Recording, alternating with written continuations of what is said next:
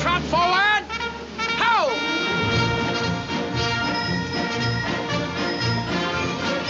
Fours right about. Ho!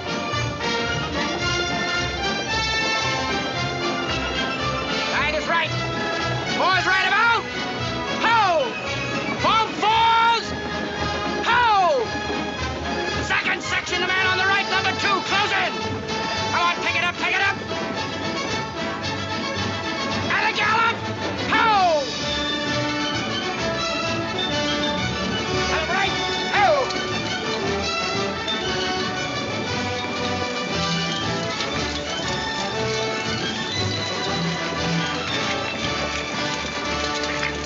Troop! Dismount! Follow! William Pender. Here. Charles Sawtell. Here. Jeb Stuart. Yep. George Custer. Yep. George Pickett. Here. Robert Holliday. Yep. James Longstreet. Yep. Carl Rader. Yep. Philip Sheridan. Yep. John Hood. Hey, Jeff, take a look at this saddle sore. You think that's serious enough to report? I don't know, George, but I'm certainly going to report mine. You boys can have the cavalry. Me, I'm going to apply for the infantry. Tired of playing housemaid to a temperamental mare. That's the first good news your horse has ever heard. Go on, Gertrude, kiss him for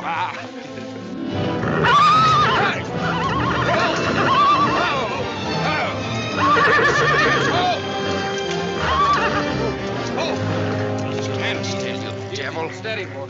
You weren't so hard-headed, you wouldn't hurt your mouth. I told you before we started you had that curb chain on too tight. It's not the first time you've cut his tongue. You ever try putting a curb on your tongue? No, nobody else ever tried it. I suppose it takes one of you Southerners to handle a horse. Well, at least we know how to harness them. They know how to harness Negroes down south, too, I hear. With a strap across their back. Come on. When are you going to take a punch at him? Too close to graduation. Besides, if I've waited 4 years, I guess I can wait another week.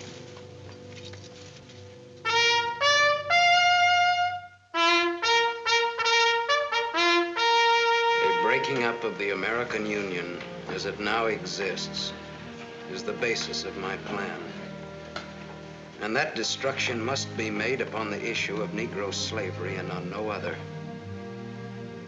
The Union must then be reorganized on the great principle of emancipation. This object is vast in its compass, terrifying in its prospects, but sublime and beautiful in its issue. A life devoted to it would be nobly spent or sacrificed. If the federal government and its constitution are opposed to my way of thinking, the fault is not mine, but theirs, and I shall continue to oppose them with every means and every weapon at my disposal. Who wrote that inflammatory rot? A wise man by the name of John Brown. Where'd you get it? That's my business. If you don't like it, you don't have to listen to it. You meant it for me, didn't you? Take it any way you like. Sure he meant it for you. He tried that abolition stuff on me till he found out I came from Kansas. Never mind, Bob. Come on, Jeb. Let's turn in.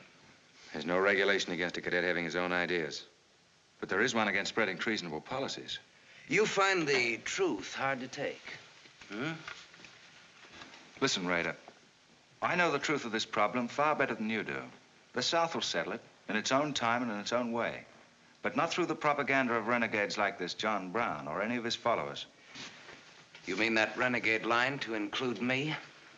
Look up your oath of allegiance and answer that for yourself. I'll answer that right here and now. I've taken a lot from you Southern snobs. For 50 years now, you've been watering your precious family trees with the sweat of Negro slaves, piling up wealth and snobbery until now you think you own the government and the army. And anybody who disagrees with you is a lying renegade, a rabble-rousing traitor. Well, you get this from me, Stuart, and all you other Mason-Dixon plutocrats. The time is coming when the rest of us are going to wipe you and your kind off the face of the earth.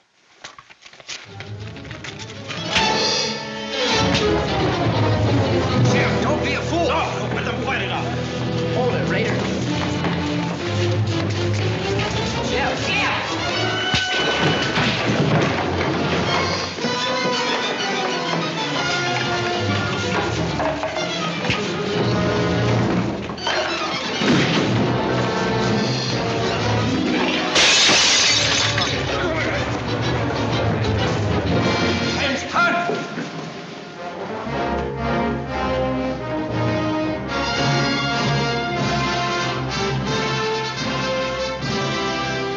some time, I've been aware that a disturbing force has been active among the regiment of cadets. The exact nature of this subversive campaign and the persons responsible for it have not been fully known to us until this moment. Stuart, by every rule of the Academy, you should be discharged from the service. And your associates are no less guilty for their part in this outrageous affair. Colonel Lee, any blame in this matter is entirely upon me. It's my sole responsibility, sir. That's not quite true, sir. It was my fault. We're all equally responsible, sir. That's right, sir. That's right, sir. If I believed that you were guilty alone, Stuart, I should have sent for you alone. As for you, Custer, and the rest of you, you must be taught that lying to protect a friend is sometimes an extremely dangerous practice. I'm not so greatly concerned about the fight itself as I am about its cause. All 7 of you men have violated the first sin of military conduct, the traffic and violent exchange of political ideas, which are not the affairs of an American soldier. You must be punished, and punished severely. I shall request of the War Department upon your graduation next week that all of you be assigned to the most dangerous branch of the United States Army. The 2nd United States Cavalry, now stationed at Fort Leavenworth in the Kansas Territory.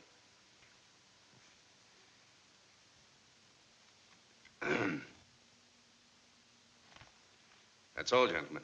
You're dismissed.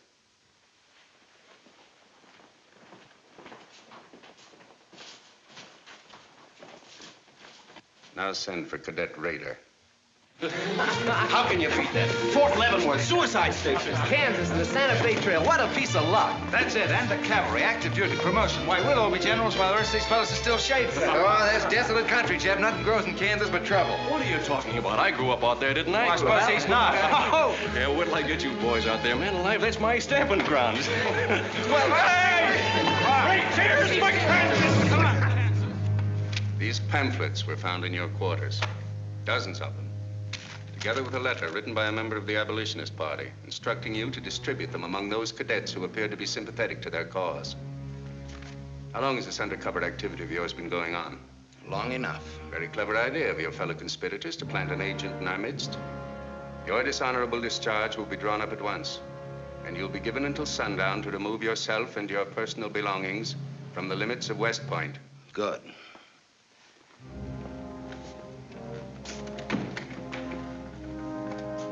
And you can tell Mr. Stuart from me that he'd be smart to stay in the Army, right in the middle of it from now on. Cadet William Q., Ohio. Cadet Martin Evans, Ohio. Cadet Armour Marlowe, New Jersey. Cadet George Custer, Ohio. Cadet James Longstreet, South Carolina. Cadet Philip Sheridan, New York. Cadet J.E.B. Stuart, Virginia. Cadet John Hood, Kentucky. Cadet Robert Holliday, Kansas Territory. Yippee!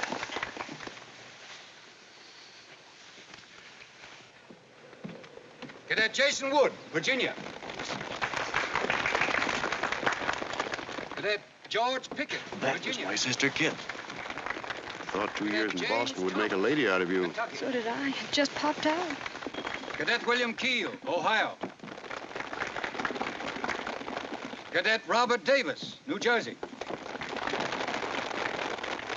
It is now my great honor and privilege to introduce the Secretary of War of the United States of America, the Honorable Jefferson Davis. Officers and gentlemen of the class of 1854, their welcome guests and their very proud families, I'll not keep you separated very long, as I myself once sat in your place and endured an interminable address by a very tiresome general. But as a Secretary of War of this nation, I have a serious obligation towards each new officer of the Army before he enters into active service. And that obligation is to make clear and definite his responsibility to his government. We are a new nation among the powers of the world. Just 80 years ago, we were fighting desperately for our freedom. and we're still fighting to keep it. We are not yet a wealthy nation, except in spirit, and that unity of spirit is our greatest strength. You men have but one duty, one alone, America. With your unswerving loyalty and the grace of God, our nation shall have no fears for the future, and your lives will have been spent in the noblest of all causes, the defense of the rights of man.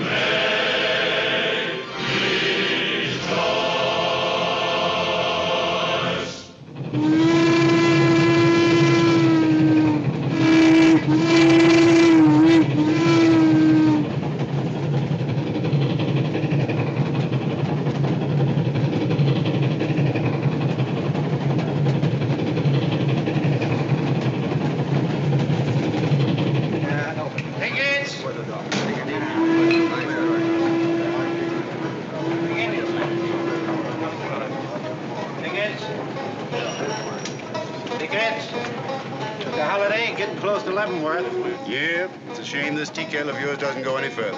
What for? There ain't nothing to go to. There's half a nation out there, Cap. Someday I'll build a real railroad to open it up, clear to Santa Fe. For a man who made a fortune out of horses, you sure got a heap to learn. Hey, Cap, tell the boys to speed it up a little, will you? The last time I had to get out and help them chop wood for the engine. Well, the first time you rode with me, I had to change your diapers. Hey, Cap, where am I going? Looks like you're going to Hades. Just wanted to know. Bob's been telling us about that railroad to Santa Fe so long now, Mr. Holliday. Surprised to learn it hasn't even been built. Well, that's not our fault, Stuart. You can't build a railroad over blood-soaked ground like Kansas. Decent settlers won't use it. We're losing thousands of pioneers to the Oregon Trail. They circle right around us. We heard about the raid at Osawatomie last week. What is the true situation out here, sir? Well, Kansas is a territory and not a state. We're ready to join the Union, but the big question is whether we'll go in as a slave state or as a free state. On one side is most of Kansas pro-slavers, people who came from the South. On the other side are the abolitionists, led by John Brown and his sons. Between those two elements, they've made Kansas a boiling pot of rebellion and massacres. That's why the Army sent you boys out here to Fort Leavenworth. See, suicide station. It's quite an honor. Excuse me, will you, sir? Surely. You know, the first time I saw you at the graduation, I thought of what Napoleon said when he first met Josephine. What was that? He said, I never knew this savage land they call America could breed such perfect beauty in mortal form. Thank you. That's a lovely line. Yes, isn't it? George has been using it for years, haven't you, George? I wish I could think of nice things like that to say. You wouldn't like what I'm thinking now. You were going to tell me something more about Kansas. Yes, what do you do on Saturday nights for fun here? Well, as I remember, half of Leavenworth takes a bath and the other half gets drunk. And since there are only 2 bathtubs in town, things get kind of exciting around midnight. Kid! By the way, how'd they ever come to name you Kit Carson Holliday? Well, Mr. Carson and my dad were very good friends, and they were so sure I was going to be a boy that they named me before I was born. Oh, I see. Well, I'm certainly glad they were wrong. Me too. Me too. Me too. Hey, conductor. Yeah? What are you going to do about that? About what? I'll tend to that. Hey, I thought I told you them Negroes had a ride in the last coach. Their tickets give them the right to ride wherever they please. Now, I don't want any trouble with you, mister. And you better leave us alone. Well, I don't know what this country's coming to. Tickets? Stop shaking, Hannah. There's nothing to worry about. We're only a half an hour from the border. If we don't hurry, they'll be across the border. All right, go ahead.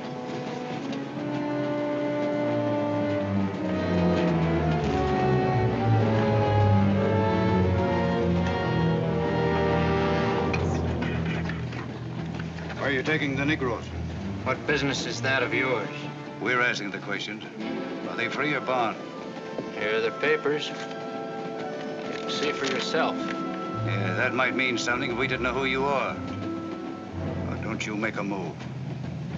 We're taking you and them off of this train while they're still in Missouri. Now, come on, get up, all of you.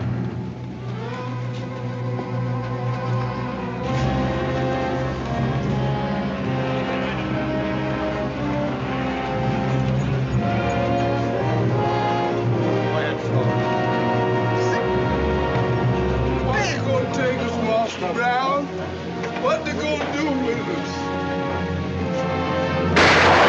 Stop it!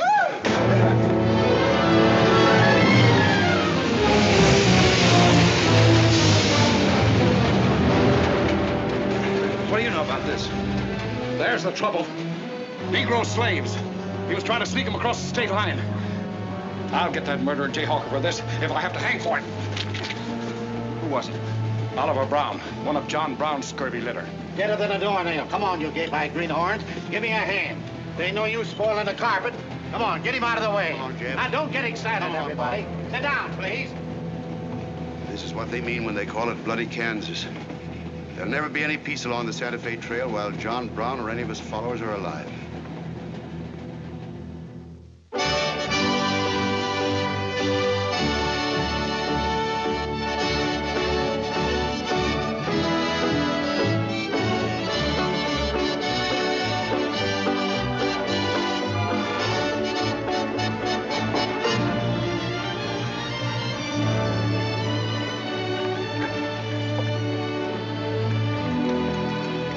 Now, this is the present terminal. I propose to come down here to Wichita, then along here across the Arkansas River, along the Cimarron River over here to Las Vegas, then on into Santa Fe.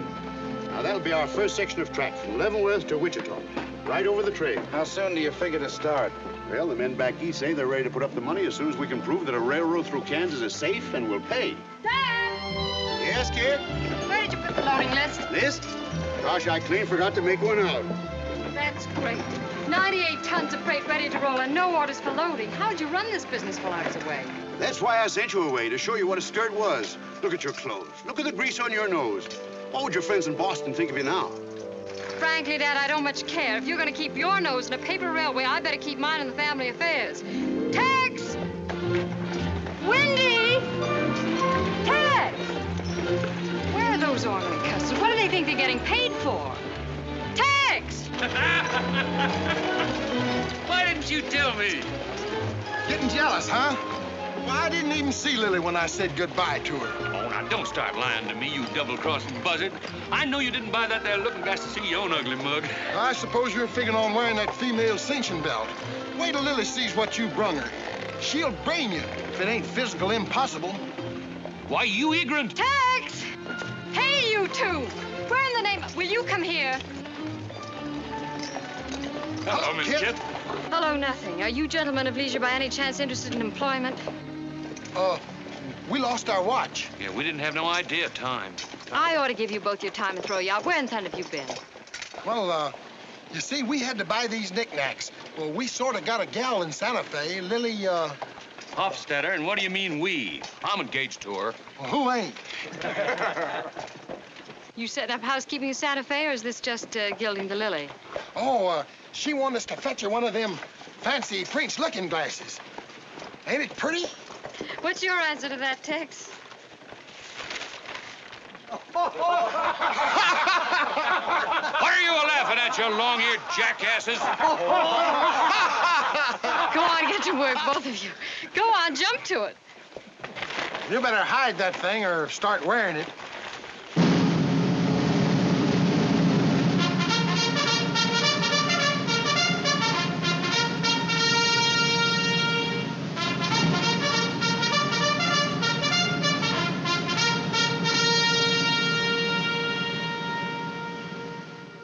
I'm going to put you new officers straight from the start. This is Fort Leavenworth and not West Point. You were sent here to man a frontier garrison. 3 of the officers you're supposed to be replacing are buried back of the hill in the little military cemetery. The other 4 haven't been found yet. The Regiment of Mounted Rifles has only one job, to keep the peace in Kansas. And we're here alone. There's no other fort between us and Santa Fe. And we're proud of that responsibility. We've got a tough reputation in the Army, but they respect us in the West. See that it stays that way. Order of the day. Lieutenants Longstreet and Holliday take B Troop and put them through close order drill. Lieutenants Stuart and Custer will take 8 men as an escort for the freight caravan, leaving at noon for New Mexico. Draw the usual supplies and report to me for final orders.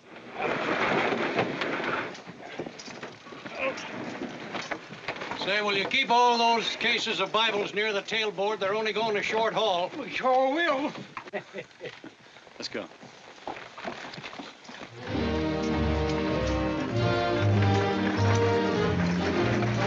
Convoy ready, sir. We're ready if you are. Good. I hope you have a nice, quiet trip.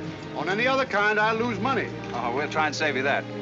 We'll see you in 6 weeks, sir, with luck. Just keep your eyes open, boys, and move fast. You'll like the scenery, but don't trust it. Right. Goodbye, sir. Goodbye, Stuart. Goodbye, Custer. All right, men, get ready to tie down those parts and check everything.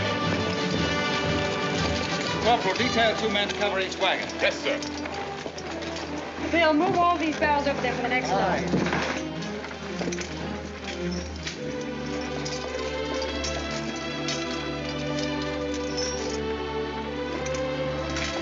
Well, Hey, looks like we both got the same idea. looks that way.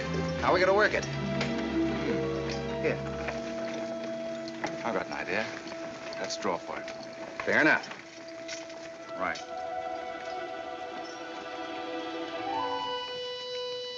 I got the long one. Hey, wait a minute. Where I come from, long man loses. Tough luck, old man. Here, hold my horse.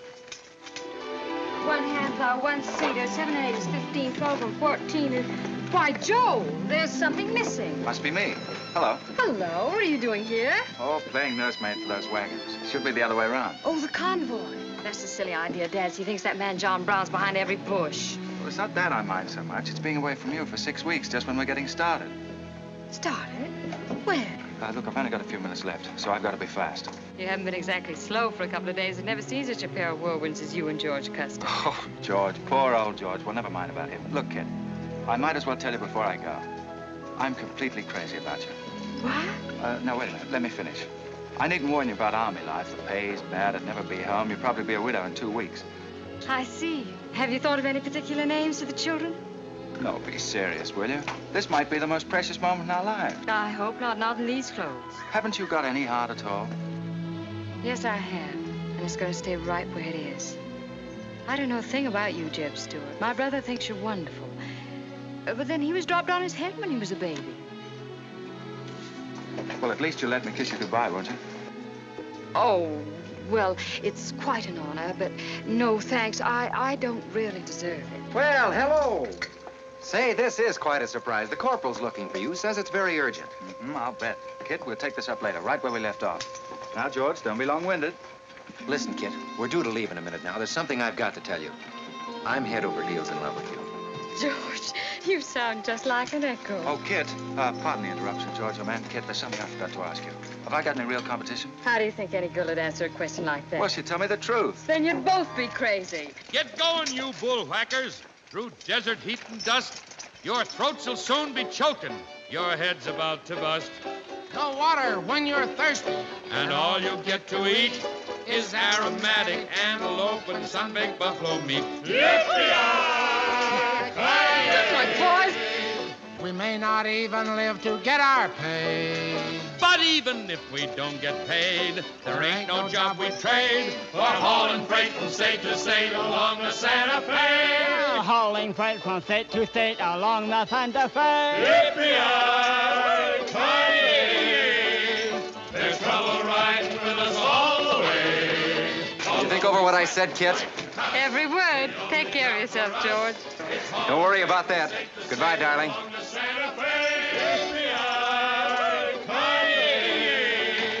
There's trouble riding with us all the way. Although we sweat and fight and cuss, the only job for us is hauling freight from state to state. Make a little bet, kid? Sure, on what? Those 2 boys? I'll give you 3 to 1. I can name the winner. That's ridiculous. Which one do you want?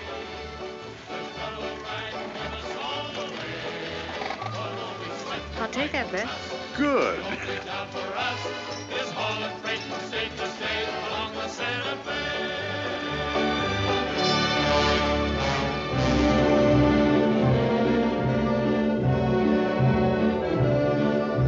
And to instruct all volunteers not to enter Kansas unequipped, nor to display their weapons to public view. Let that be understood beforehand. Warn them also... Not so fast, Father. Warn them also that our plans must be known to ourselves alone. That they join me in the clear knowledge that all traitors to the cause must die, wherever caught and proven to be guilty. Tell them that we stand by one another while a drop of blood remains, that under no threats or pressure do we make confessions.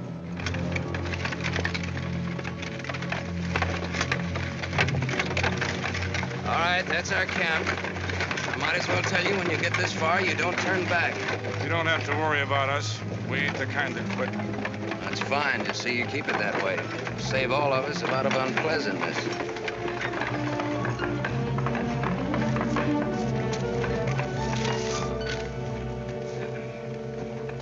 You've been delayed. Was there trouble, Raider? No, sir. We had to detour when we got to the border. I picked these new men up in Palmyra. Volunteer, sir. There are the credentials. From Illinois. You've come a long way. And we'll go the rest of it. We came here to fight slavers. The sooner the better. That's good. We'll put you to work at once. Kid Spinner, look after these gentlemen. Fine. This way, boys. We've received the news we've been waiting for. We break camp, Raider. Yes, sir. Let's start tearing down these tents now.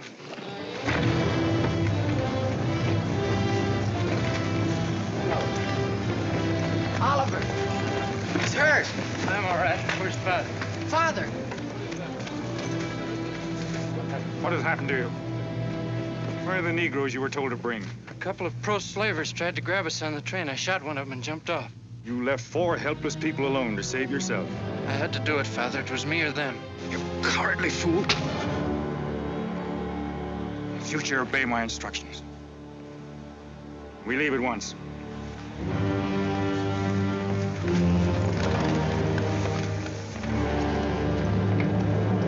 All of you, down upon your knees. As once you sent the ravens to save Elijah, so now you have delivered into my hands the precious means of continuing thy holy work. The Lord our God is a great God, a mighty and a terrible, who regardeth not persons nor taketh reward. The Lord is a man of war. Thy right hand shall become glorious through power. Thy right hand, O God, shall dash in pieces the enemy.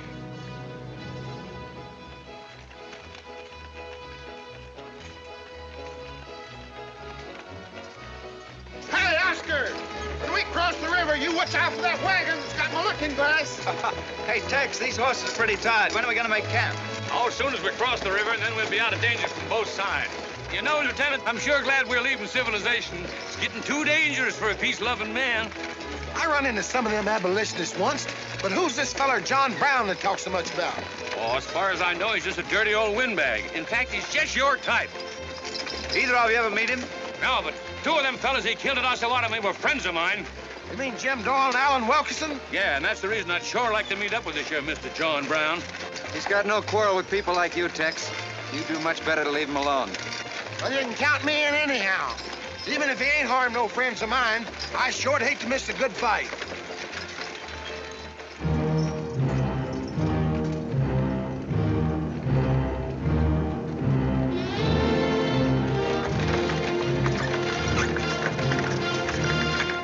This is wrong, Father.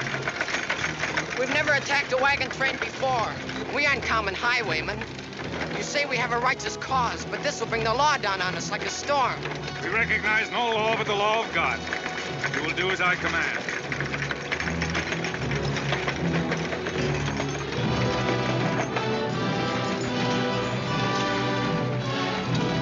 Take your men back, Raider. Wait for my signal.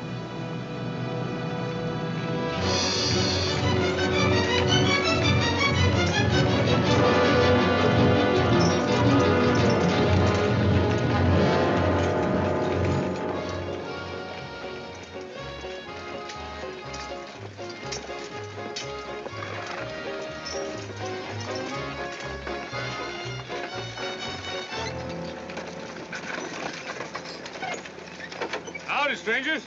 Good morning. Are these Holliday's wagons? That's right, sir. My name is Smith, Jonathan Smith of Newton. Oh, well, what can we do for you?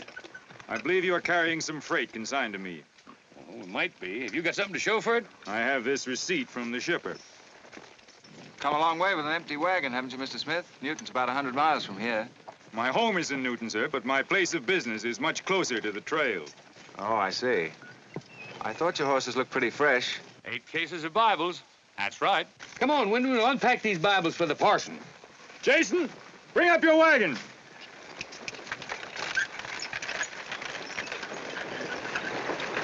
Get that pack down. I got to get them Bibles unpacked for the parson. That's a funny thing. I've seen that fellow somewhere. It's the way it seems to me. Isn't the kind of a face you'd forget in a hurry. No. Wait a minute. I know. In some magazine, The Atlantic, I think. Well, then he's either from Boston or he's a missionary. No, it was something else.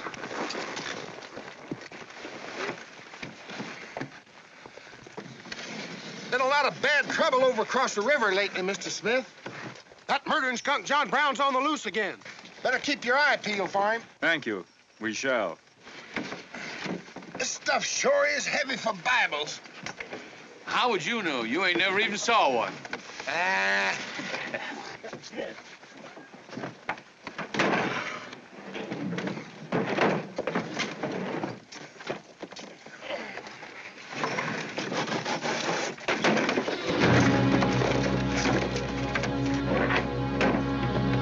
Just a minute.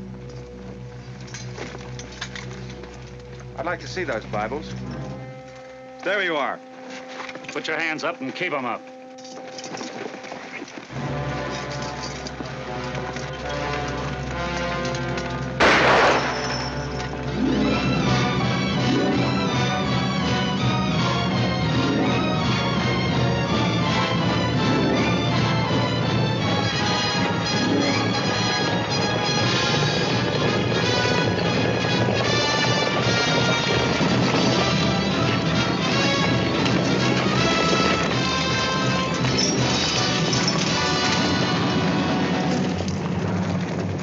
I advise you to make no move towards your gun.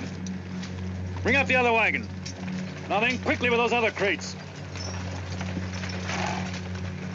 All right, get a move on there. Only the ones marked Bibles. Hey, Jeb, look. Our friend Raider. Well, this is a surprise. And a commission in the cavalry, too, huh? I see you've got the commission you were after. You know these men, Raider? Yes, sir, very well. This one, Stuart, comes from a rich slave-owning family in Virginia. He called you a lying renegade once, and I jumped him for it. John Brown, him? John Brown? John Brown? I have nothing personal against you men, but I will deal harshly with any interference. I might have known you'd wind up with this outfit. Well, that's one of the troubles with the Army, Stuart. They don't teach you to think ahead. They do one smart thing. They teach you never to turn your back on an enemy without first making sure he's harmed. Stop this. We'll not saddle ourselves with a killing just to satisfy your personal quarrels. One more murder won't mark you any deeper than you are now, Mr. Brown. I intend to be a marked man. Back to your horse, Raider. Back to your horses, all of you. I've given you fair warning. You can keep your heads or lose them as you wish. Move on.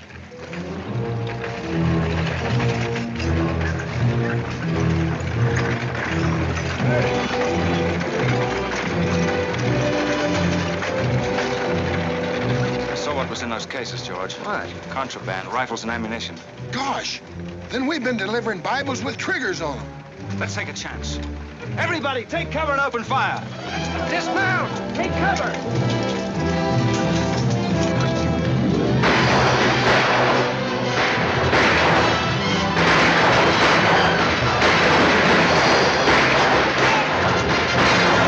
Cover the wagons and move back. We mustn't lose any more men. Get back! Running. They're getting away. No, they're not. We're going after them. Hey, wait a minute. The outnumber is 3 to 1. Well, if it makes you nervous, don't count them. Come on. Everybody mount and follow me. Everybody mount. Come on, Shave Tail. Here's where I get your medal. Forward!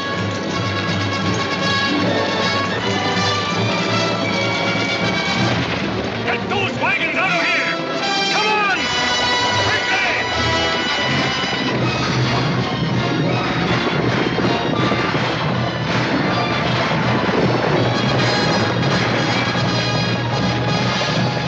Use your whip, Jason! Use your whip!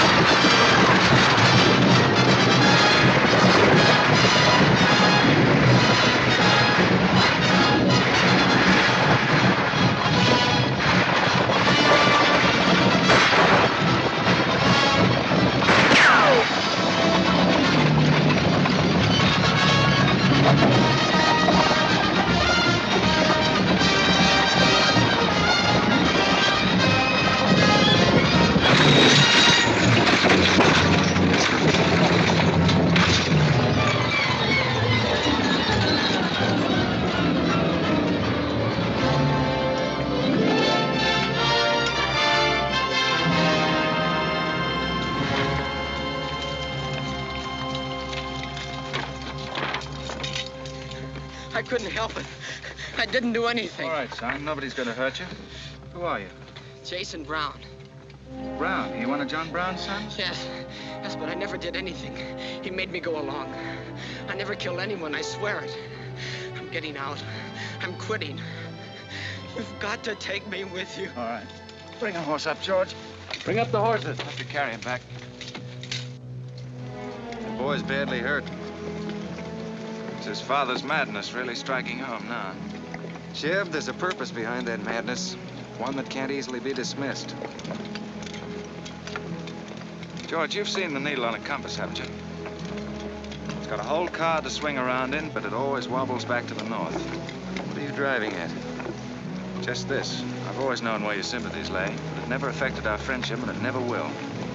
But it isn't our job to decide who's right and who's wrong about slavery, any more than it is John Brown's. I guess you're right, Jeb. I'm sorry. That's more doggone fun than I've had since we got hemmed up with them engines. Yeah, well, the next time we shoot at a common enemy, you let me do the shooting. Boy, my gullets as dry as a powder horn. Here.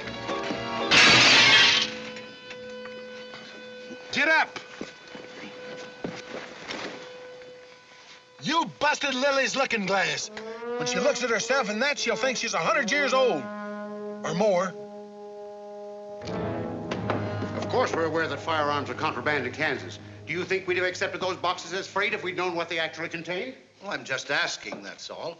Doesn't it seem strange to you that Dr. J. Boyce Russell, the most prominent religious leader in America, should be sending rifles marked as Bibles to John Brown?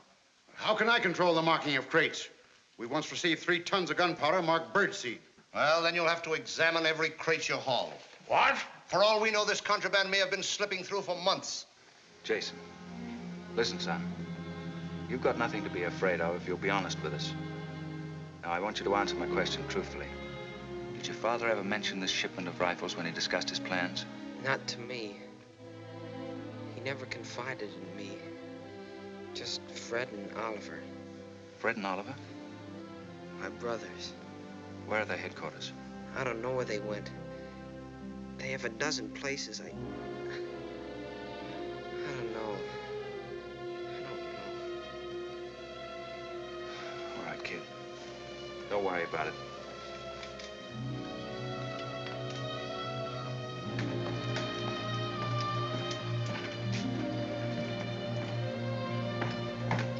These guns are no mistake. Anyone with the best interests of Kansas at heart can tell you that.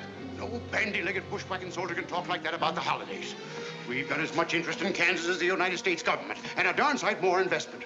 We were here before the army came, and by Godfrey, we'll be here when you're gone. If you think you can... Sir. Well, Stuart, what did you find? Very little, sir. The boy's either too badly hurt or too frightened to talk. We leave immediately. Have them sound assembly. Yes, sir. What was that you called me? A gall-darn bandy-legged bushwhacker. Now go on. He says he talks with God at night. But God doesn't tell people to kill one another, does he, miss? He's a good man in a lot of ways. But he's changed since Osawatomie. Those people he killed. They got down on their knees and begged him for their lives. But he struck them with a sword. Him and Rader and Kitzmiller.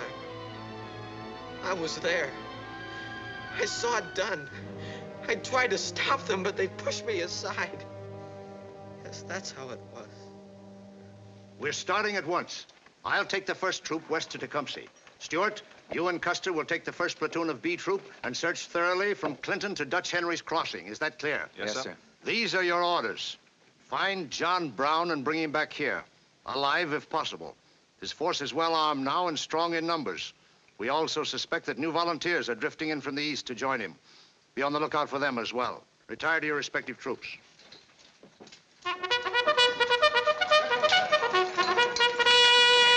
What's that? They've caught some more of us. No one's been caught, Jason. Not even you.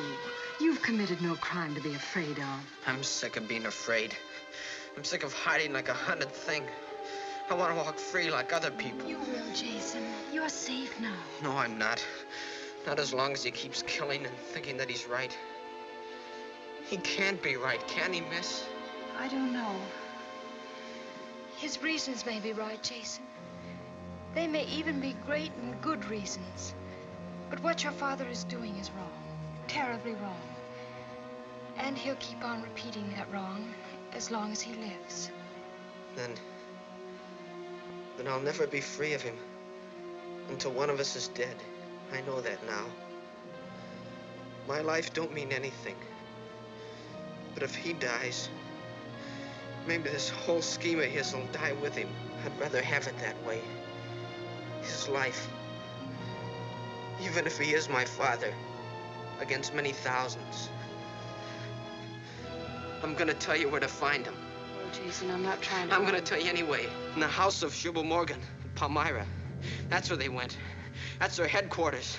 Tell the soldiers. It's better that way. His life against many thousands.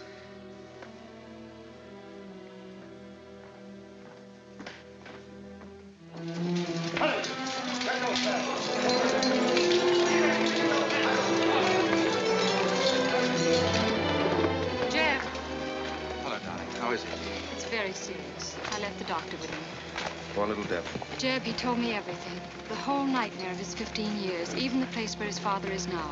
He said he wanted me to tell the soldiers. Where? Palmyra, at the house of a man named Shubal Morgan. Shubal Morgan, Palmyra. I wonder if that's the truth. Jeb, I'm frightened. That boy is crippled for life.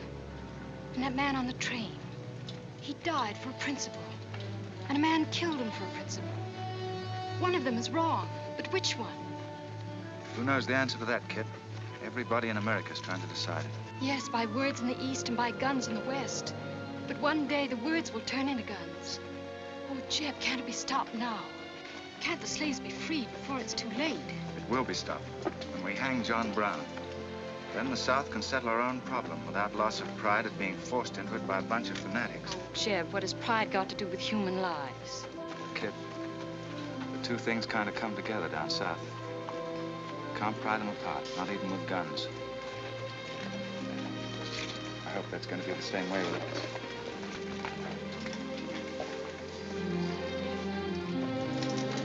Uh-oh, that's me all over, Clumsy Custer. Or can I get into this, too? Yeah. Sure. Looks like you're in on it. Don't miss much, do you? I've seen you work before, son. That's where I learned. There's credit one more to my account, kid. I like to let the interest accumulate. Well, goodbye. Goodbye, George. Kid, don't be long, Jeb. No, fine. Kid, remember this, will you? I love you. Put that in your little bonnet and keep it there until I come back. I'll remember. Goodbye.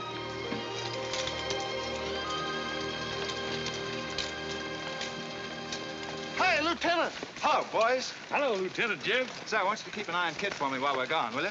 Heck no, we're going to hunt John Brown with you. What? Yeah, we come to join up. Who do we see? A couple of flat-footed rumputs like you in the Army? Why, you'd get lost. Boys, you better go home and sleep it off. So long.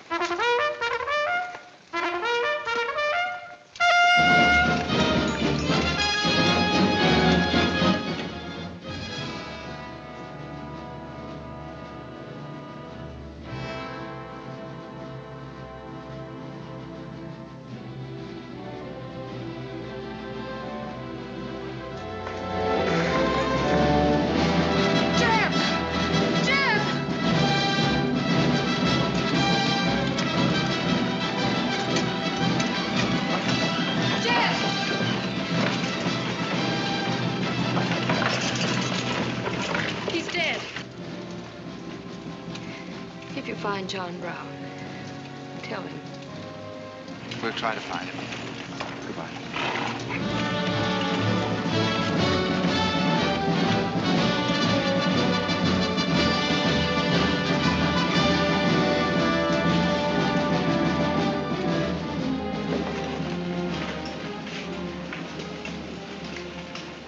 Kid, once when you were about this high, Tex Windy brought home a wolf cub with a broken back. You nursed it for weeks, but it finally died with its head in your lap. You cried for days, but it was just a wolf cub. It would probably have grown up to be a killer like its father.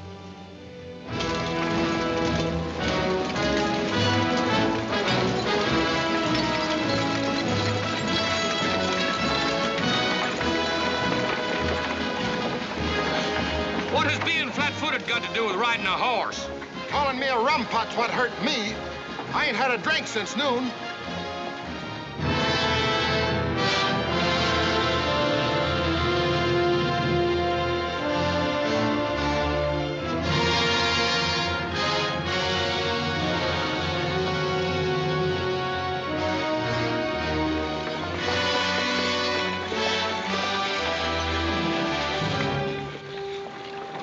All right, get the sledge.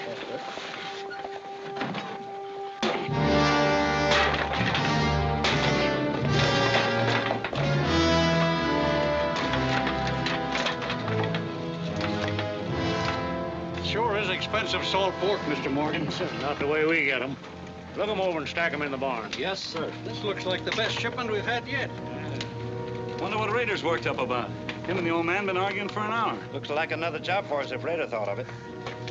West Point education's a wonderful thing. Yeah, if you can collect on it. Yeah. I signed up because you promised to pay me. Trained this rabble gang of yours into a solid, fast-moving unit of fighters. Taught them how to use these new rifles, how to follow orders, and take a town in army fashion. But I haven't received a red cent in 3 months. Now, what about it? Mr. Rader, I enlisted you on the recommendation of friends in the East who said you would work for the cause. You've done your job well. I have no complaint up to now. But our plans are ahead of any personal greed. If you feel otherwise, you are free to get out. But you must decide here and now. I want only loyal men around me.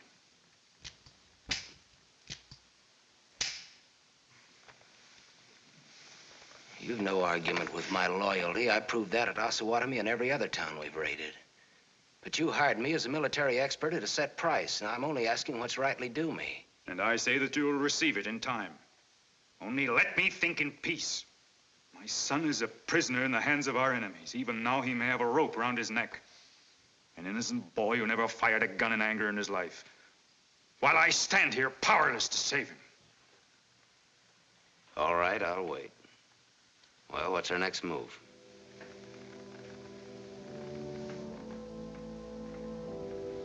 The Bible has said an eye for an eye and a tooth for a tooth. Tomorrow at daybreak, we will destroy Delaware Crossing.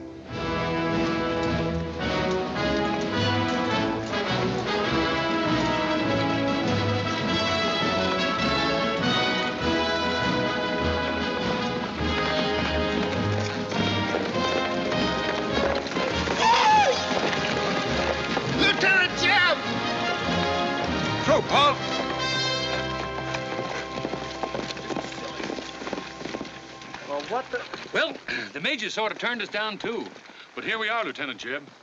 What do you mean trailing us halfway across Kansas? We don't want you to get lost. You see, I know every wrinkle of this here country just like my own face. Well, you're sure it's just as dirty?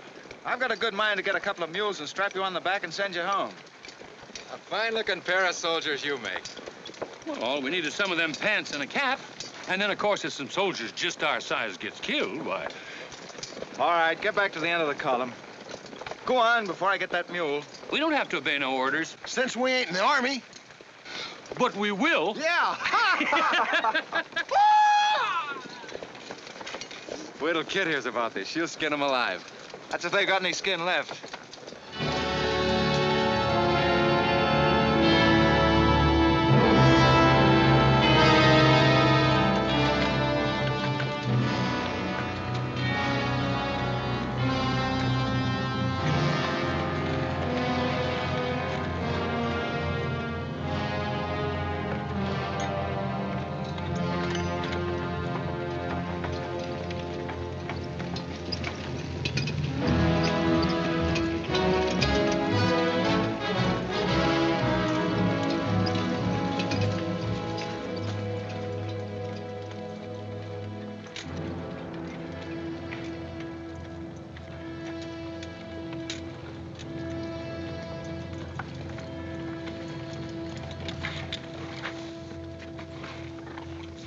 Who did this?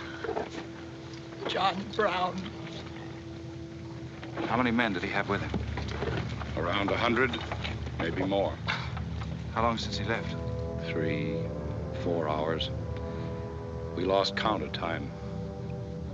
Well, you're the man that had the run-in with one of the Browns on the train. Is this in revenge for that? Yes. We're free staters here. Brown always knew we'd get him someday, if he didn't get us first. Well, I'll leave you some men to help you bury your dead. They'll see you back to Leavenworth. We don't want any help. This is our fight. We don't want you or nobody else to finish it. I'm going to take care of John Brown myself. Get on your way, soldier. We got work to do. I know how you men must feel about this. But my orders are to break up all armed forces. Yours, John Brown's, or anyone else's. I'm sorry, but if you organize under arms, I won't be able to draw a line between you. That suits us, if it's got to be.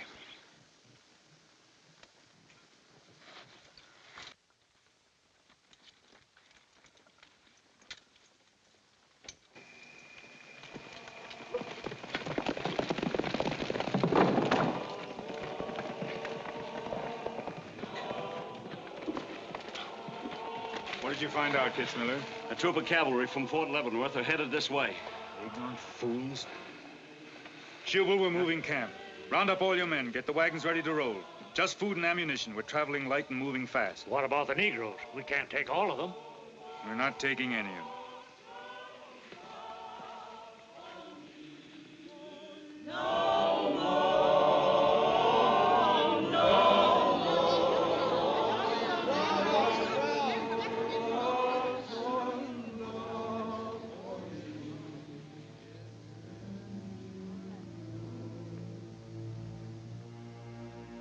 My children, the hour of deliverance I promised you has come. I am leaving Kansas now to continue God's holy work. For Gideon took 10 men of his servants and did as God had said unto him. And it was so that he did it by night. And when the men of the wicked city arose early in the morning, behold, the altar of Baal was cast down. Please, Captain Brown, what did that mean? What you gonna do with us?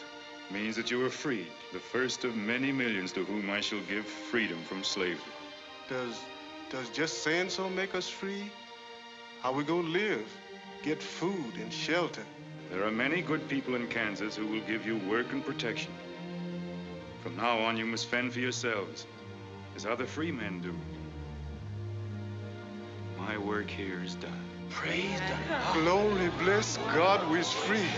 The captain done kept his word, we's free. We's free, we's free.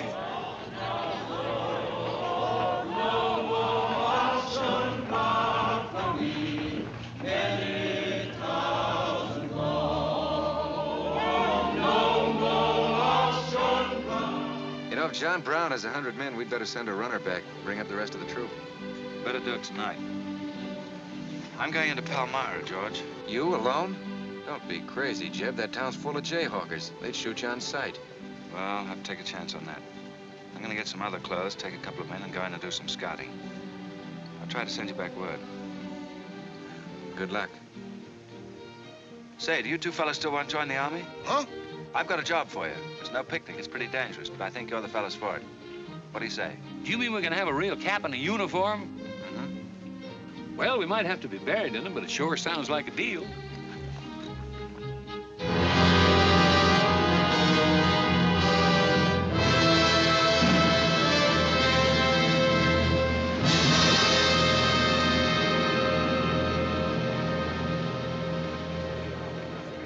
The law's got nothing to do with it. We came here to join John Brown because he's a leader and a fighter. The whole thing's going to be settled right here in Kansas. We came here to fight slavers, didn't we? The only way to fight them is with guns. They sure give you a good looking over in this here man's town. Yeah, I feel just like I was taking a bath in a bathtub without no sides on it. The only kind of a tub you ever was in.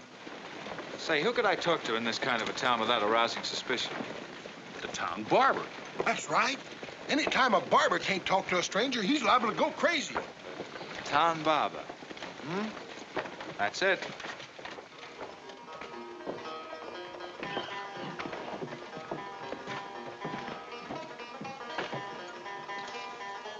Howdy, boys. Howdy.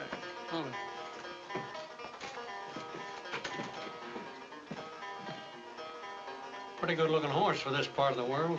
Yeah. Kansas is all right for men and dogs, but it's pretty hard on women and horses. Say, look at that brand.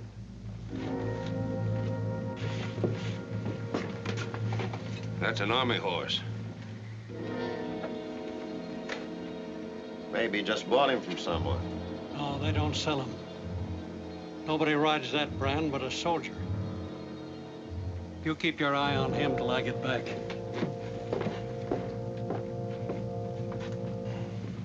You still got that creepy feeling about this place? I don't know whether it's that or these here chiggers, but something's creeping over me. Why don't you scratch and see if it goes away?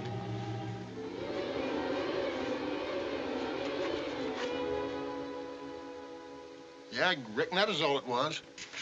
Say, I got it now. We was on the same train a couple of months ago when that fella got killed. You probably got me mixed up with somebody else. No, sirree. I never forget a face. Although I was a little drunk at the time. Well, they are.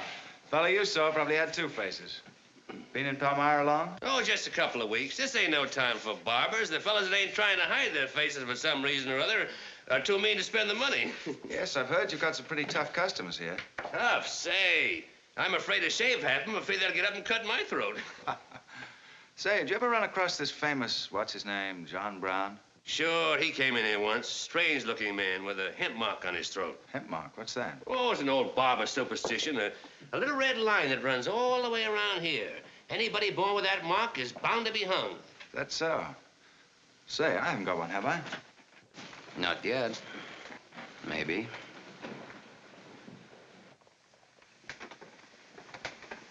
Well, well. Keep your hand away. Get it.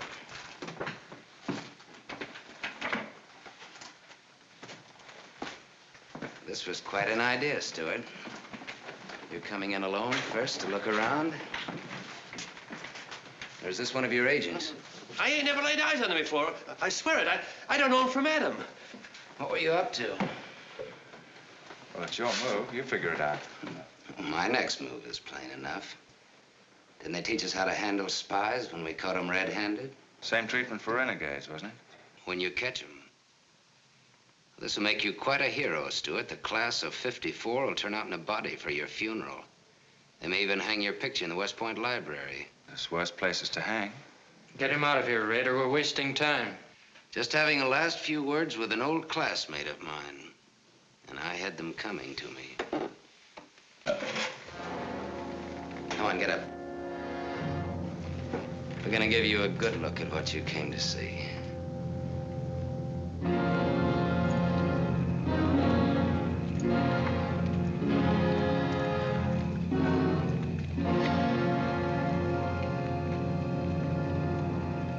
can't afford to take chances, sir. He was sent here as a spy. It's my advice to get rid of him. Let's stream up. Yes. And right away. What did you hope to achieve by coming alone to Palmyra? The Army has orders from Washington to bring you to trial. I hope that if I came face to face with you first, a lot of unnecessary bloodshed might be avoided for your men and mine. Were you innocent enough to think that I would surrender myself to you without a fight? I hope that you might consider yourself innocent enough to do that. Half of the people in America believe in your theory. A lot of them even condone your methods. That'll guarantee you a public trial. Fool. I'm not on trial, but the nation itself. Are you too stupid and blinded by a uniform to see what I see? A dark and evil curse laying all over this land. That's right. A carnal sin against God. Can only be wiped out in blood. But why in blood? The people of Virginia have considered a resolution to abolish slavery for a long time. They sense that it's a moral wrong. And the rest of the South will follow Virginia's example. All they ask is time. Time? Time? For 30 years, I've waited for the South to cleanse its soul of this crime. Since childhood, I have been possessed of the fire of correcting this wrong. I tried peaceful agitation. As God is my witness, I tried. Peaceful means failed long ago. Now I shall force a decision by bringing both sides into armed conflict. Letters, words, talk. The time has ended for that. Strength and action I wanted now. Not a voice crying in the wilderness, but a David armed with the power and the glory. David had a son, hadn't he? Son? Yes, Absalom, who deserted his father and went over to the enemy.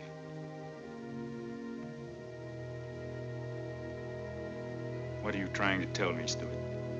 And Absalom died because he feared his father. Jason is dead. So be it. My son has paid for the sins of this world with his life, as once did the Son of God. It shall not be in vain. Whether you kill me or not, the Army will crush you all in the end. My advice to you is to find peace with your Maker.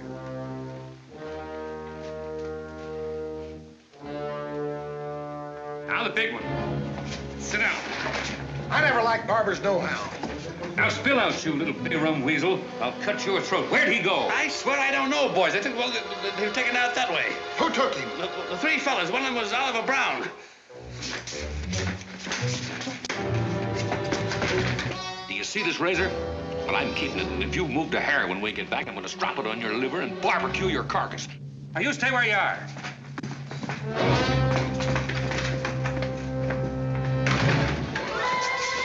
Back east for me.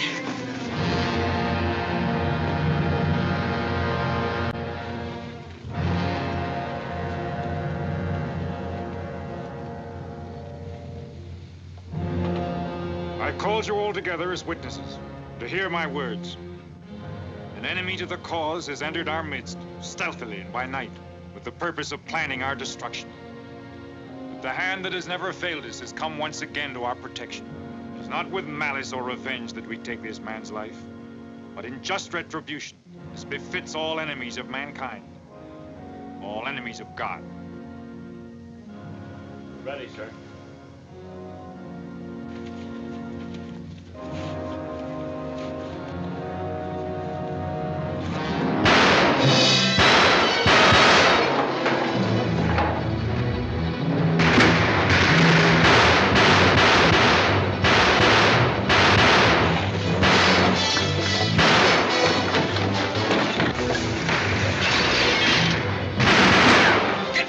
Get back! Move! Open that door!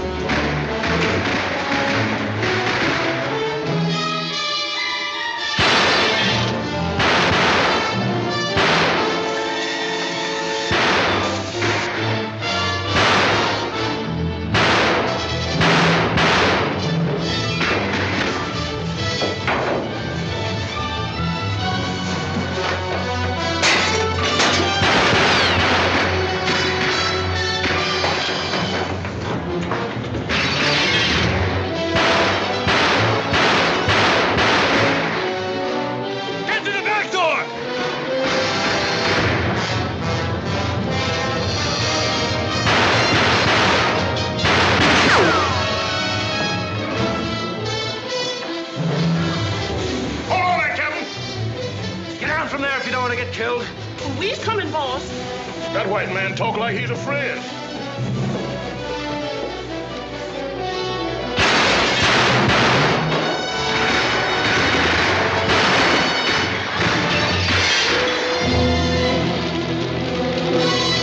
Oh, mercy balls. Look at here.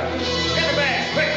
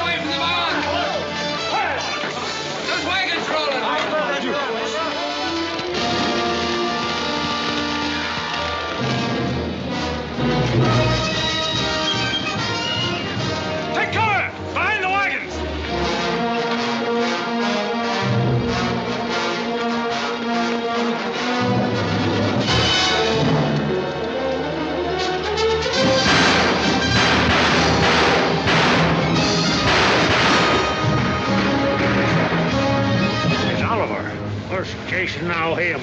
You want to fight on, John? As long as breath is in me. Sound the charge!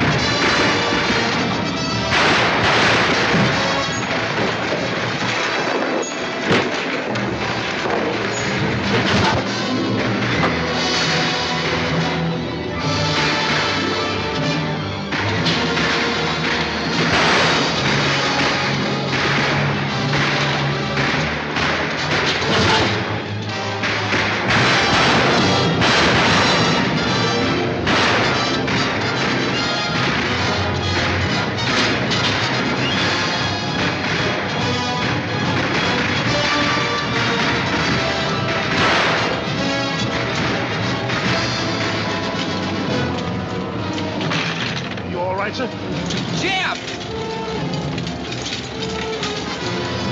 After them, George. Don't let them get away. Load up!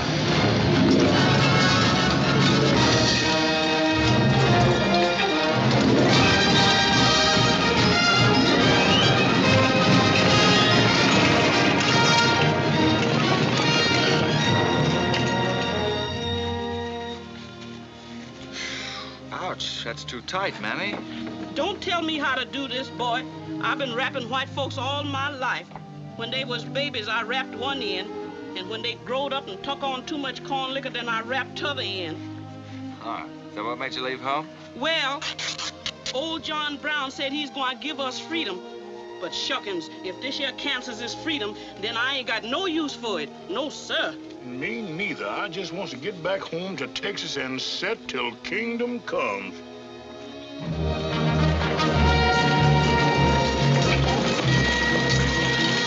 Dismount! Fall out!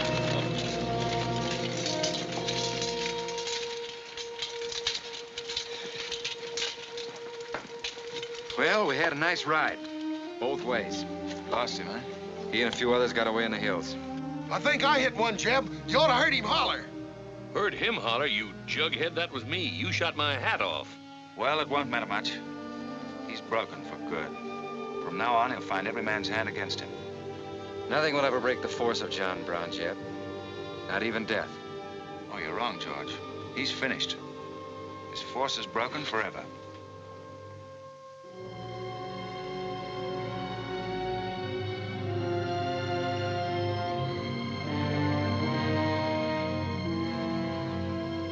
Why hast thou afflicted thy servant, O Lord? Wherefore do I not find favor with thee? Why hast thou laid the weight of all this people upon me? Yes, This is a sign for which I have waited, O Lord. This is your command, the burning bush. Let there be no peace in all this land until we have revenged ourselves upon thine enemies. As once you smote the Philistines, smite now the fury of thy wrath upon these blind, misbegotten fools. And I shall be thy right hand. I, John Brown, shall be the sword of Jehovah.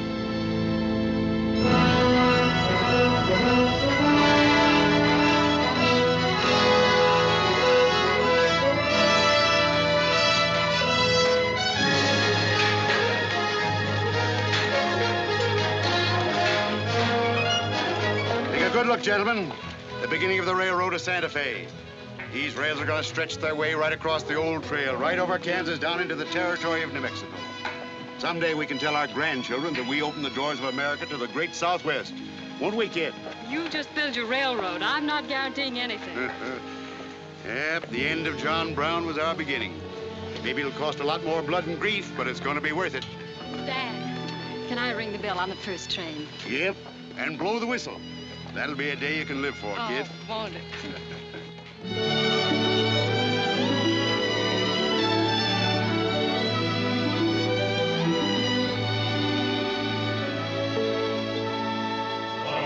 Fill your glasses, fellows, and stand up in a row to singing sentimentally. We're going for to go. In the army there's sobriety, promotion's very slow. So we'll sing our reminiscences of Benny Haven's old. Oh, Benny Haven's old. Oh, Benny Haven's old. We'll sing our reminiscences of Benny Haven's old.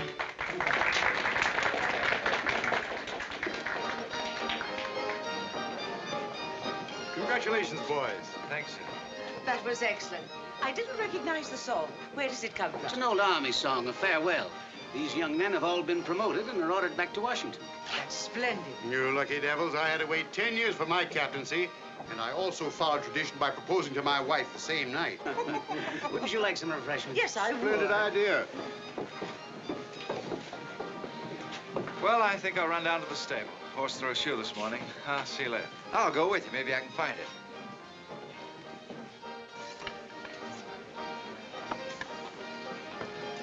What did you have to go and lie for, telling the Major we was the best barbecuers along the Santa Fe Trail? I just mentioned it sort of casual. How'd I know he's gonna take us up on it? Wait till he starts eating this. He won't take us up, he'll take us up and out. You think it's gonna be hard chewing, Tex? Well, I don't know. I still got a hunch. We should have skinned it first.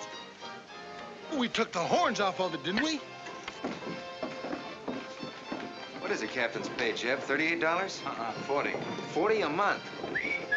Say, that's enough to get... Go on, get what? Well, you know, this and that. What are you planning to do with your extra pay? Exactly the same thing as you are, son. Want to draw straws? Not this time. This means too much. Well, how are we going to handle it then?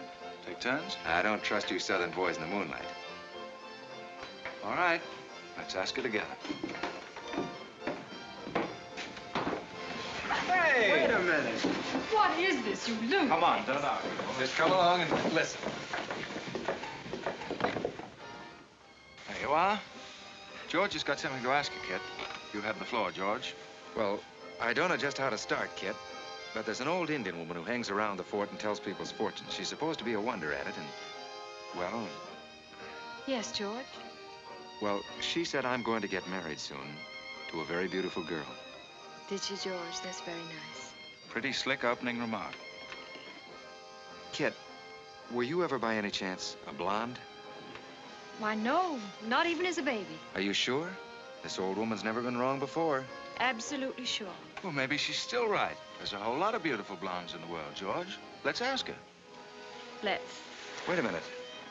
Kit, are you in love with him and not with me? I guess I am, George. You gonna marry him? Oh, wait a minute. I can handle this proposal from now, son. Kid, you really mean that? You haven't asked me anything yet. I wonder if I said the wrong thing. Couldn't have been more perfect. Now, where's that Indian?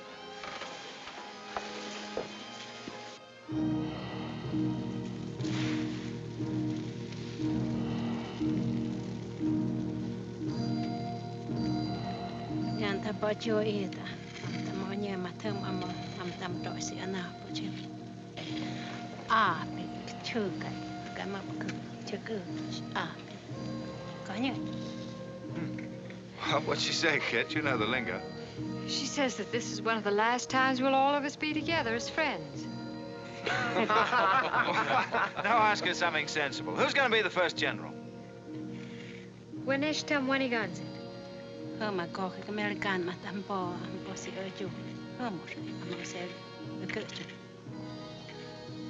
She says that one day you'll all be famous men, great in battle, but bitter enemies.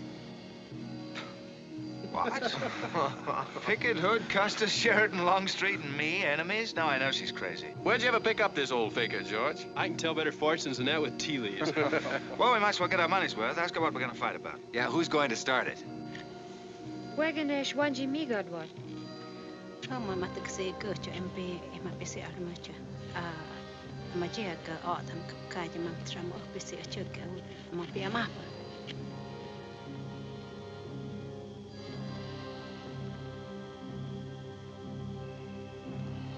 What's this? Too ridiculous to tell? She says the fight has already started. Somewhere in the east, a man is lighting a torch. Now, at this very moment. The two of us will help to kill him. But none of us can stop him.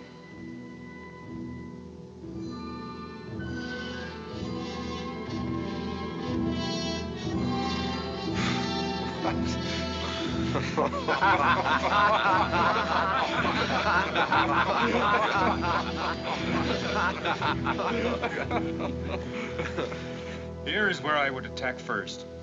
The arsenal at Harper's Ferry. Give me only 100 good men, Dr. Russell. Well-armed and God-fearing men who believe in the cause. I will lead them through Virginia. Rouse the thousands of discontented slaves who will flock to join us. Then sweep down through the South, through the Carolinas, Georgia, Alabama, Mississippi. Then, with the entire nation in a state of chaos, we can dictate our own terms. Have you considered the Army, Captain Brown? Surely they'll be after you in full force within a few hours after you first attack. Let them come, Dr. Russell. Let them try to stop me. I've studied that country for years. It's full of good hiding places, natural forts where large forces of brave men can defy pursuit indefinitely. Mr. Rader will go ahead of us and scout the town.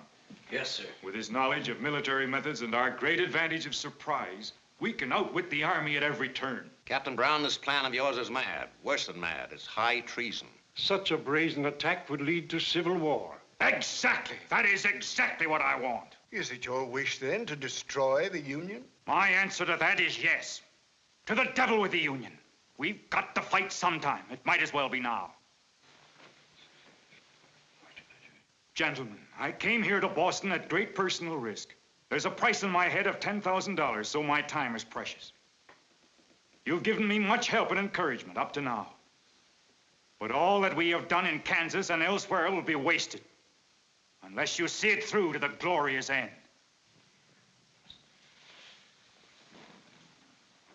How much money will you need?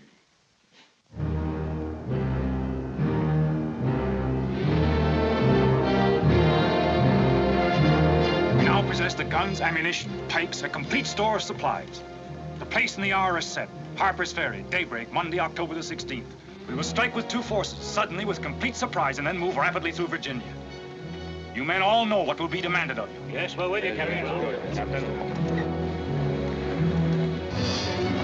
It's Rader. He made good time.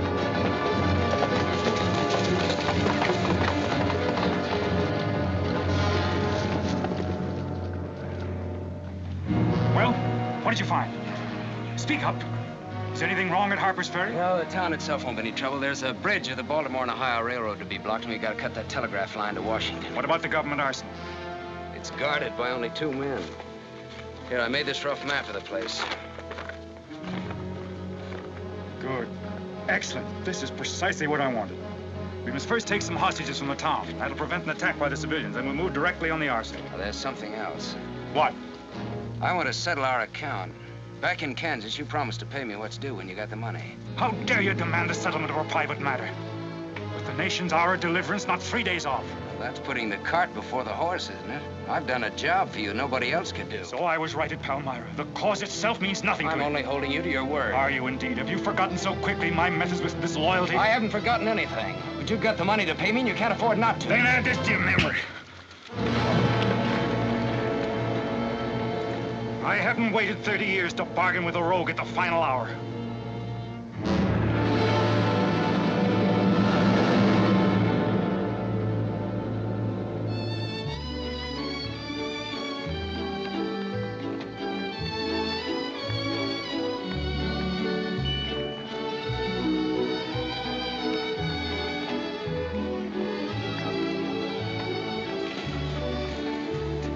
Hiya. This is the kind of army life I like. Did you ever see me waltz? I've heard of it, but this ain't no Santa Fe shakedown. Hold it. You in high society now. Come on. May I have your invitations, please, gentlemen? What's them? Them's them little white cards. We ain't got no invitations, Joe. Can't we get in on our uniforms? No, sir. Not unless you wants to go right out on them again. Oh, we're the fellows who cleaned up Kansas. Ain't you ever heard of us? Sorry, sir, but we don't need no cleaning. Good evening.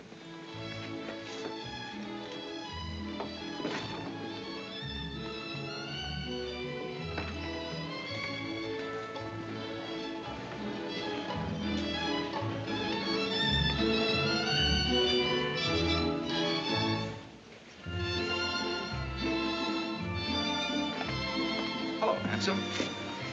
Oh, hi, Chip. My, you're a dream tonight. How's the party? I don't know. She hasn't come out yet. Who are you waiting for? Oh, a friend of mine promised me a surprise tonight. A night I'd remember the rest of my life. Yeah? You don't know any girl here but Kit, you know. I'm not talking. Maybe you don't rate quite as high as you think you do, Captain Stuart. Hello, Kit. You look wonderful. Thank you. Say, George was just telling me you promised him the biggest night of his life. Where do I come in? You don't. I'm very fond of George. Thank you, Kit. I haven't told you this, but we have a deep understanding. Wait a minute, Kit. Are you serious? What is this? I'm going to take care of George for the rest of his life. Kit! That is, if he's the man I think he is. Oh, Kit, I have my faults, but I can be as faithful and loyal as any man that ever lived. We'll soon see. Now, wait here, both of you. Tough luck, son. I guess we can't all have charm and good looks, too. Custer, I hope you're joking, or you're not going to have either. Oh, don't take it so hard. I mean, this is something that could happen to the public. Charlotte, I want you to meet Captain Custer and Captain Stuart. This is Charlotte Davis. We were schoolmates together in Boston. It's a pleasure, Miss Davis. Thank you, Captain. Oh, yes, indeed. A great pleasure. I've heard so much about you, Captain Custer. Me? Mm-hmm. Well, well, that is, well, that is, Shall we dance, Jeb? Yes, of course. Who is she? That's the blonde. The one that George was promised by old Sit in the Mud. Oh, I see. Well, it's pretty nice. Don't you think? Left wheel. Company, halt. Present. Arms, prepare to scoop.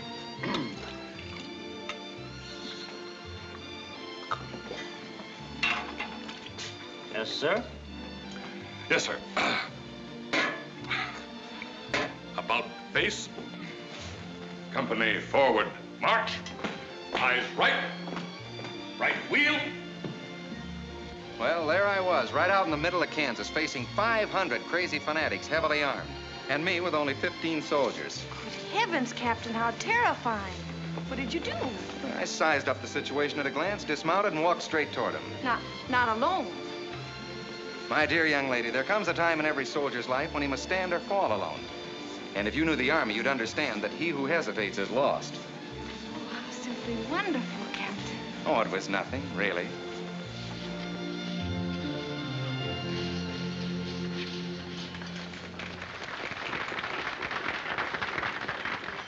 Will you come and meet my father, Captain? I'd be delighted. Is he in the government service? Yes, but I think he'll lose his job in the next election. Oh, that's too bad. Say, he should be in the Army. You know, politics don't bother us. He'd rather go fishing anyway. Father. Hello, Charlotte. Hello, Colonel Lee. Hi, dear. Father, I'd like you to meet Captain George Custer. Oh, but of course I met the captain at West Point when he graduated, didn't I? Yes, sir. Hi, Custer. I'm fine, Colonel Lee. We've heard good things about you. Congratulations. Yes, the captain's just been telling me how he put down the trouble in Kansas by himself.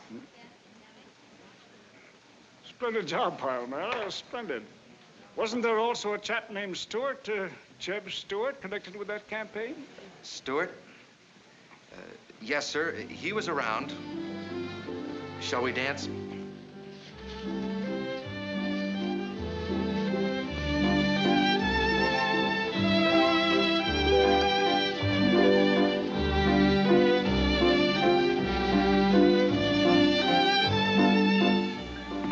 Left turn. About face. March.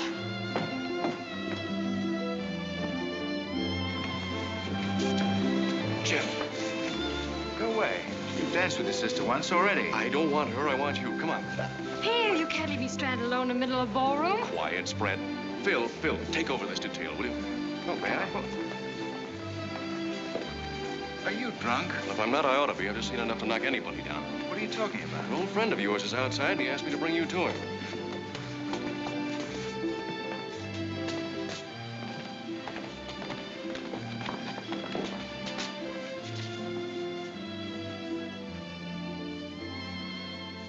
It's real. I almost touched it.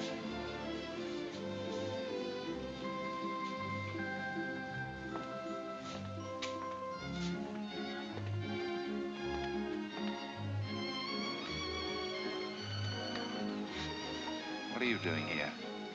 I came to find you. I know what you think of me, Stuart, that I'm no good. Well, maybe you're right. But maybe I've got something to tell you that'll change your opinion. You'll have a hard time doing that. Suppose I told you that I left John Brown 3 hours ago with a well-armed force of men, not very many miles from where we're standing. I'd say you were out of your mind. All set to strike at Harper's Ferry on the Maryland-Virginia line sometime tonight. With reinforcements of over 1,200 men expected before daybreak from Pennsylvania. Brown plans to arouse the slaves. First in Virginia and then throughout the South in open rebellion. The telegraph wires will be cut and he'll block the railroad. And then at daybreak, they rush the arsenal. Take thousands of weapons with the idea of arming the Negroes. Well, that's the situation, gentlemen. Move for move. I don't know, you may be able to get there ahead of them, but if you do, you've got to move fast. Tonight. It's fantastic. Our Secret Service has reported John Brown to be out of the country. Well, I ought to know where he is. I've been with him every day and every mile since we left Kansas. Then why have you informed on him? Don't forget, Colonel, I was in the service once. I was young and I made a mistake. I didn't know that then, but I do now. I guess some of the things we learned at West Point stay on inside of us a lot deeper than we realize. Anyway, I couldn't stand by and see my country torn apart by a madman like Brown. I had to come here.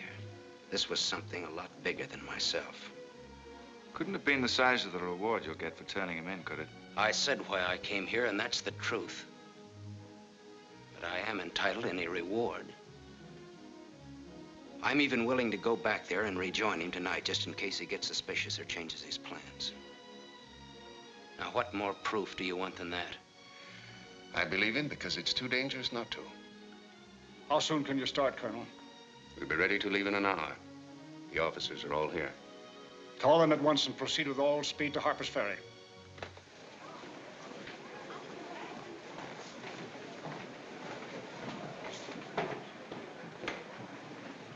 You have your orders, Captain Stuart? Yes, sir. Jeff, what is it? What's happening? John Brown. Get the little Davis girl to take you home, will you, darling? But why? But... I'm sorry, I can't explain now. No time. Try to keep the others calm. Tell them there's nothing to be excited about. Goodbye. Goodbye.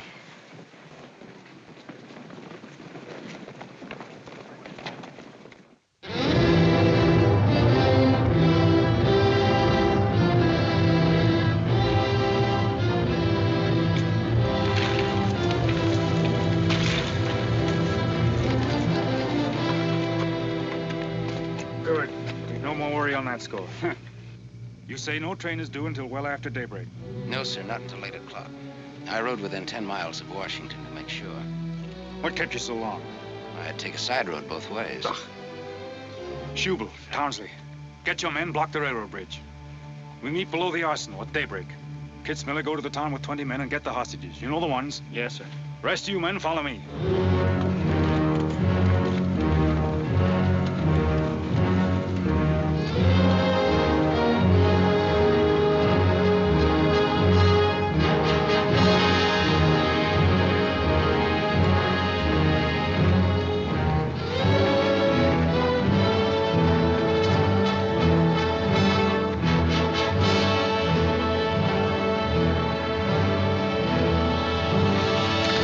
Drop your guns.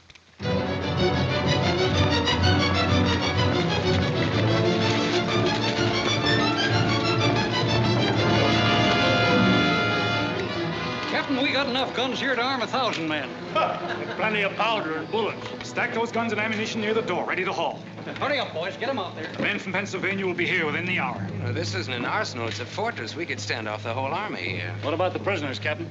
What is the meaning of this outrage? Why have you broken into our homes and dragged us here? Who are you? I am John Brown of Kansas. John Brown? You are prisoners of the provisional government of the United States. If the citizens of Harper's Ferry attempt any interference, I shall use you as I see fit. Otherwise, you will be peacefully released when we depart. We must adhere to our schedule to the precise minute. We will leave here at 10 o'clock.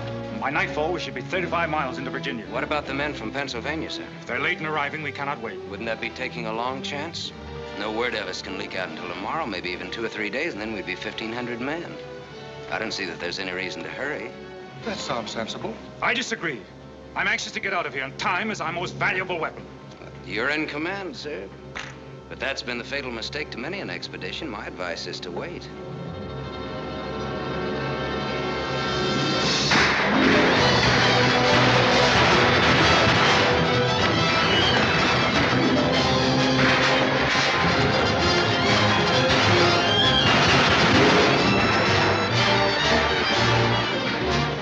Townspeople are firing at us.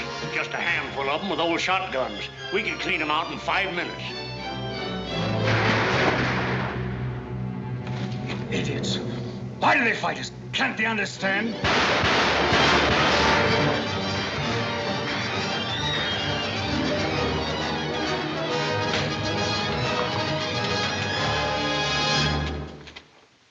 What is your name? Brewer. If you value your life and those of your fellow townsmen, you will do as I say. Yes.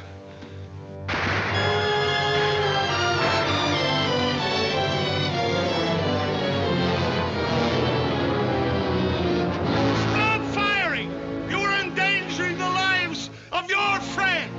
John Brown promises that if we leave the arsenal in his hands, he will harm none of us. No! Run downstairs! We'll cover you! Quick!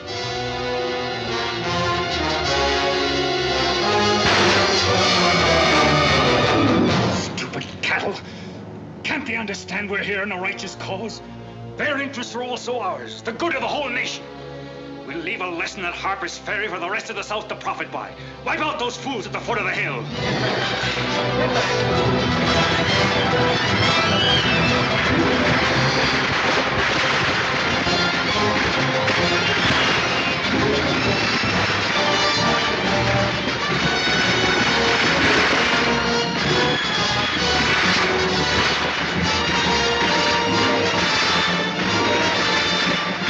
He's firing! We're moving into the hills. Take all the weapons and ammunition you can carry with speed. It's well past noon. We can wait no longer for the Pennsylvanians.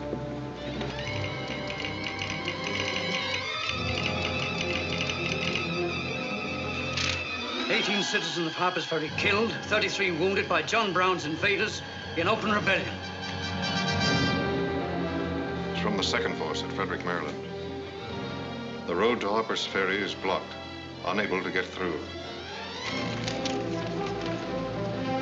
Jefferson Guards and the Winchesters under Lee's command passed through Upperville an hour ago. They will be the first to arrive at the ferry.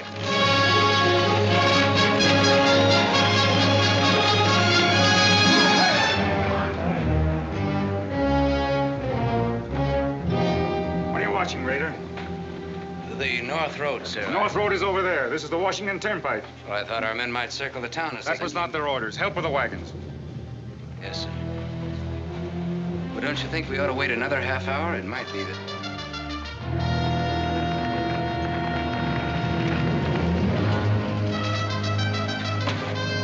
Every man inside! Bolt the doors! And the loopholes!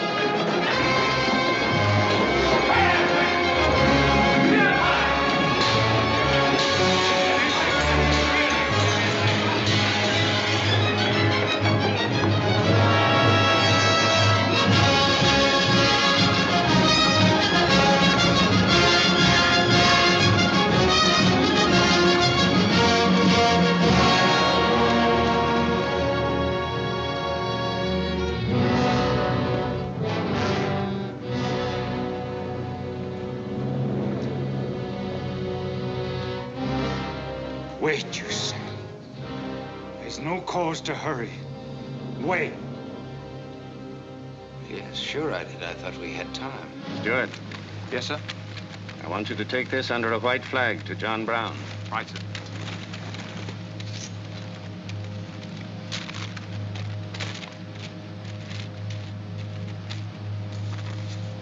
There's to be no parley.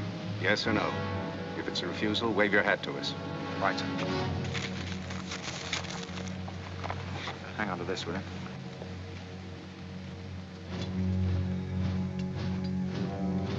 Captain Brown, they're coming up the road with a flag of truce.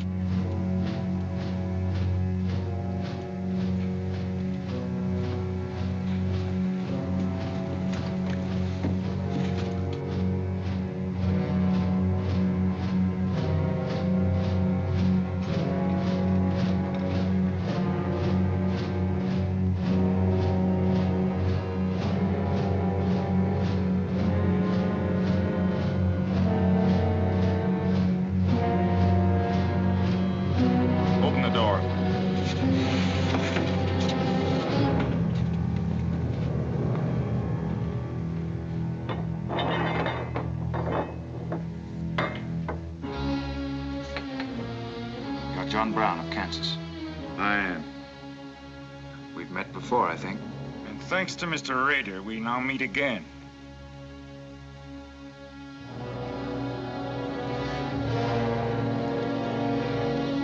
This is Colonel Lee's formal demand for your surrender.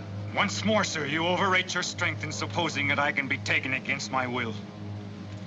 That's your final answer? It is. We prefer to die here. Prepare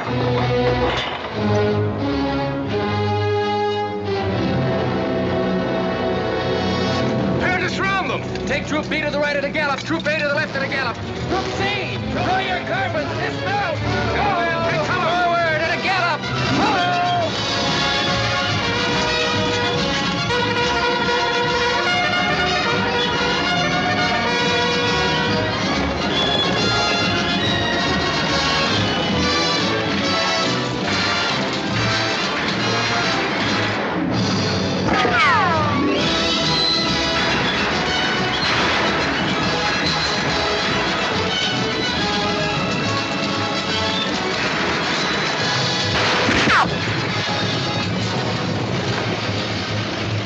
Bring the right flank into position.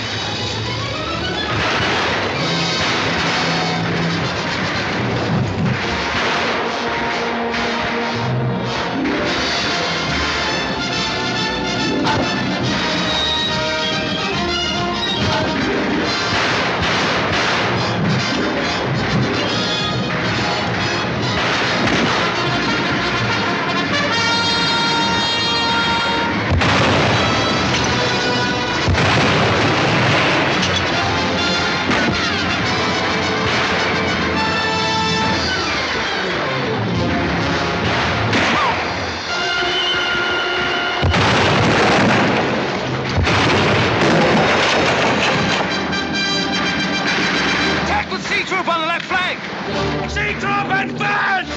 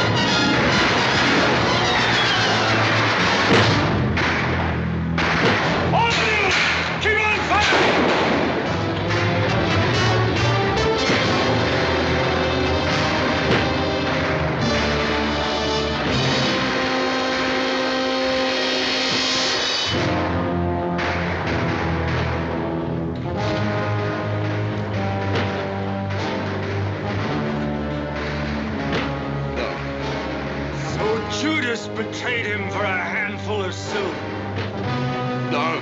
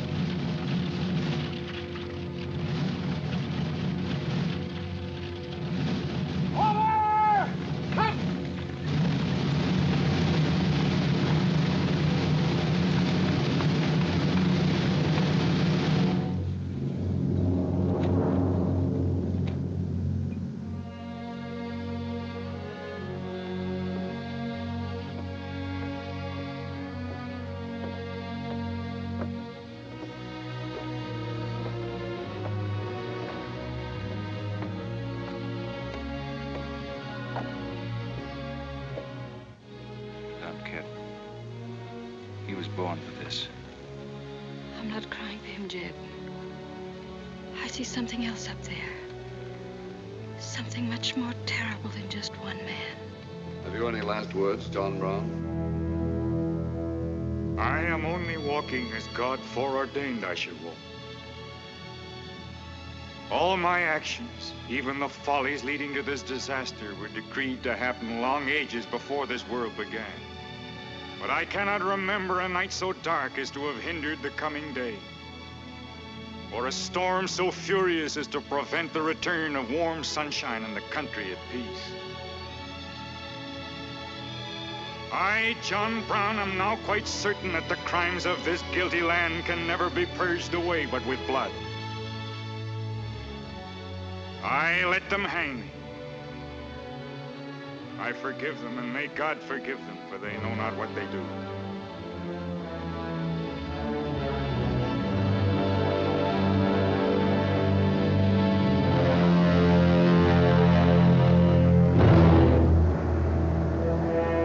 So perish all such enemies of the Union, all such foes of the human race.